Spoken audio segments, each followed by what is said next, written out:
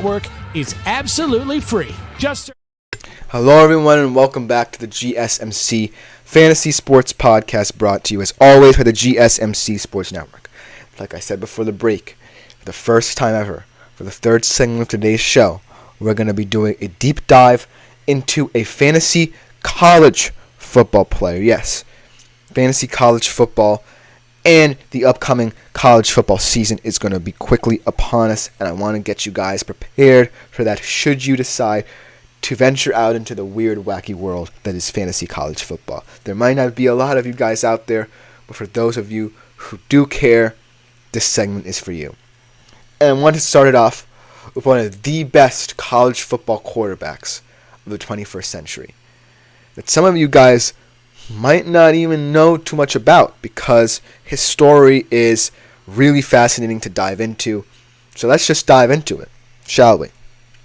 Let's dive right into the fantasy player profile of Dillon Gabriel.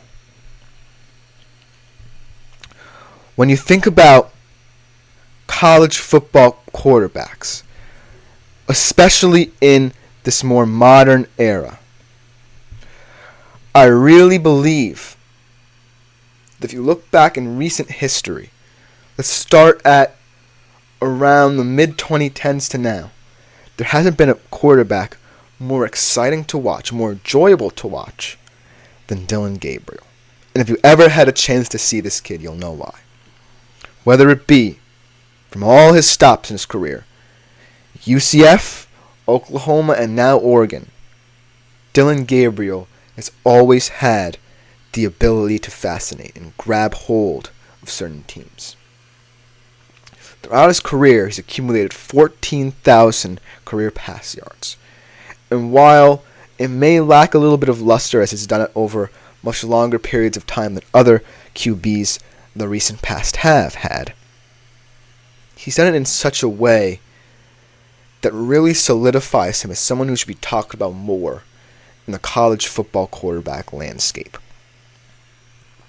And so, as he begins his final journey at the University of Oregon, I really think that now is the time more than ever to give this kid his flowers in what could be his last hurrah. Just without further ado, let's jump right into it. Last year at Oklahoma, he had 3,660 pass yards, 30 touchdowns, 6 interceptions. As we all know, he's a very good rusher if you've ever watched him. He kind of pisses me off a little bit because as a Texas fan, playing against him in Oklahoma, he was a very tough opponent to beat. 373 rushing yards, 12 touchdowns there. His highest performance in terms of accruing fantasy points was a 59.9 point performance against WVU, West Virginia University, 23 for 36. 423 yards and 5 touchdowns. His worst performance was against BYU, 15.6 points, 13 for 21, 191 yards, 2 TDs. And so, as he enters an Oregon team that want to continue with the narrative of finding quarterbacks that really get the best out of what should be one of the more talented receiving corps in the nation, there was no better option for them than this young man right here. And to land him should be a huge win for Dan Lanning in this program. Obviously, you only get him for 1 year, but in terms of getting back to the pinnacle of Oregon football, Dillon Gabriel fits that profile. And I think that when I look at Dillon Gabriel as a quarterback, and I look at what Bo Nix brought last year for them, they do really have very similar skill sets. Bo Nix, as we all know, a lot of touchdown passes as well, also brought that dual threat ability, also had the ability to get the ball down the field, understand his receiver room very well, understand the dynamic there. And that's what Dillon Gabriel does. And for that matter, with a lot less talent than what Bo Nix had. At UCF, he really elevated that team.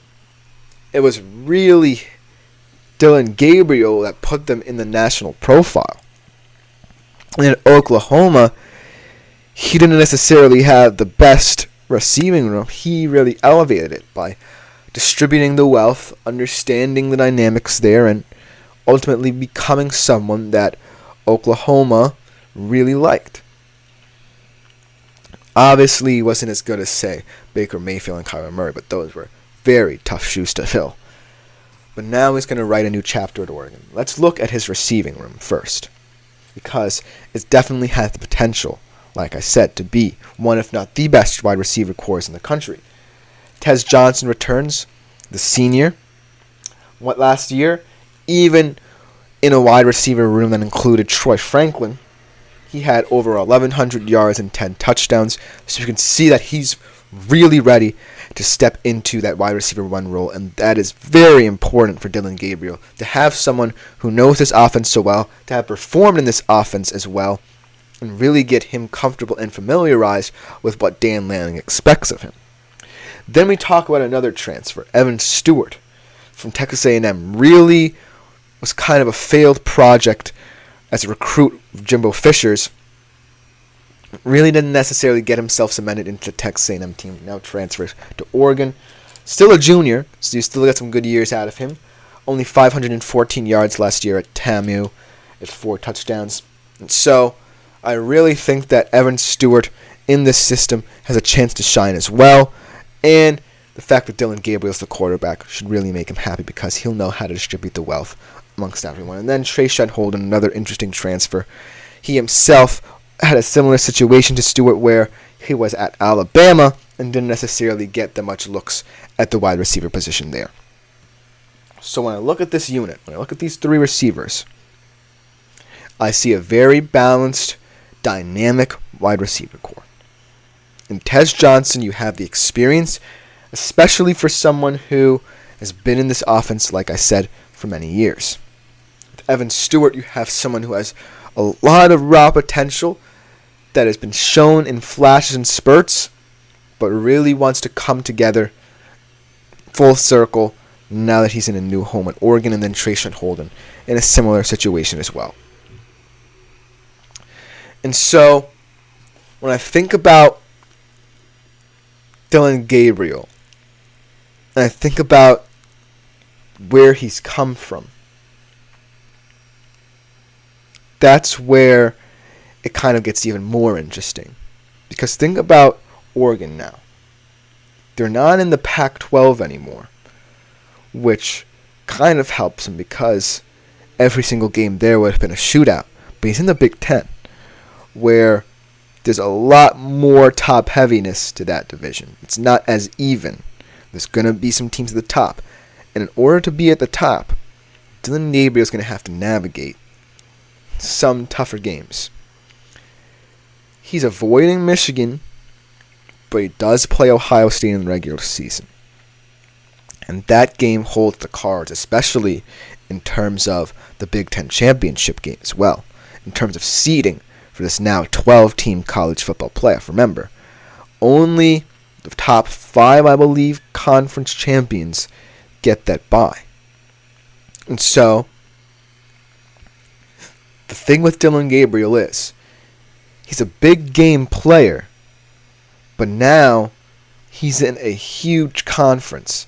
Obviously, I'm not saying that the Big 12 was not huge. It's a very tough conference to play in, perhaps the toughest in the nation.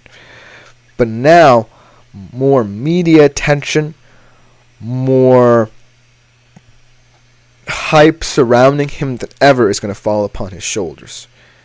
He's dealt with it at UCF and Oklahoma. Very different programs. But now at Oregon, he's following in the footsteps of Bo Nix. He's following Oregon into the Big Ten, into new horizons. And furthermore, Oregon's expecting to be back in the college football playoff for the first time since Marcus Mariota. And so, I really think that while I'm really optimistic about Dillon Gabriel's next season, I also am concerned with the fact that he's always kind of been this under-the-radar guy, and he's kind of viewed himself that way as well.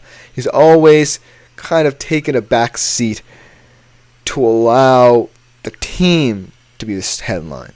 He did it at UCF to a T.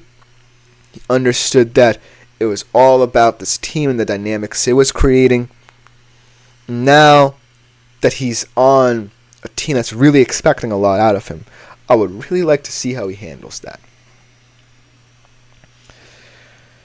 Now, in terms of the schedule, I don't necessarily have it in front of me, but I do know that Oregon doesn't necessarily have the toughest of schedules. The only two teams that I can think about that will really give them a game are Ohio State, the much more important game, and then Washington. That's always a very competitive game. Even if, like I said when we went over at Washington's win projections, Washington's a little bit more diminished than they were last year. And so, Dillon Gabriel doesn't necessarily immediately have to be quote-unquote the guy. But it does have to fit the mold of someone who can handle the Big Ten. And I think he can do it. Because when I think about him at Oklahoma, let's talk about him at Oklahoma.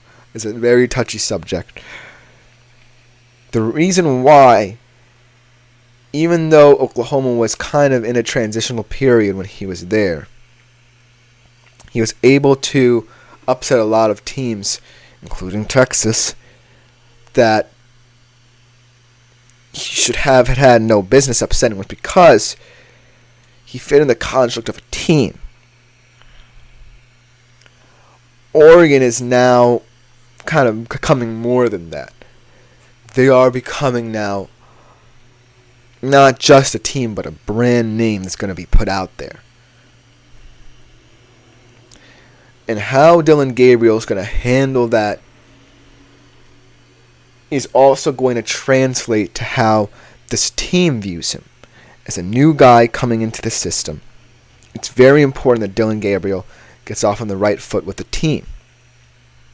And so, if all of that comes to fruition, if he immediately integrates himself in this team, makes them comfortable, understands the dynamics, then I think his final year in college football, with this new team in Oregon, will go swimmingly. And the transition from the Pac-12 to the Big Ten for Oregon will go swimmingly. But if it doesn't happen, then I think that Dillon Gabriel's reputation might be a little bit marred. He still will go down in history as one of the better college football quarterbacks of this modern era. But if he doesn't succeed as an Oregon Duck, then what will people truly think of him when all is said and done? And that's the question that needs to be answered. But we'll just about do it this segment. Coming up, we're going to be talking about another, a little bit less experienced quarterback, but still one of the most exciting ones in the country, and a Heisman Trophy candidate much like Dillon Gabriel. We'll be right back to discuss him after the break.